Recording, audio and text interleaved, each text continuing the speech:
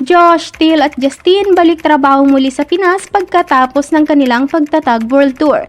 Matapos nga magulat ang lahat sa tahimik na pagdating ng grupo dito sa Pinas, ay muli naman silang ginulat ng mga ito at napasabi na lang ng grabe.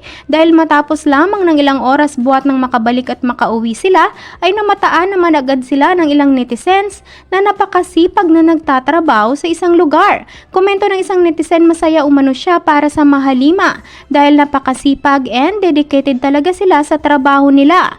Ngunit sa kabila ng katuwaan niya ay nag-aalala naman ito sa mga boys dahil wala pa umano ang mga itong pahinga sa kanilang mga sarili. Ayon naman sa isa pang netizen na medyo nagulat at napatanong, akala umano niya magpapahinga muna ng ilang araw ang grupo bago muli sumabak sa trabaho. Narito basahin ang ilang mga komento at panuorin ang kanilang video.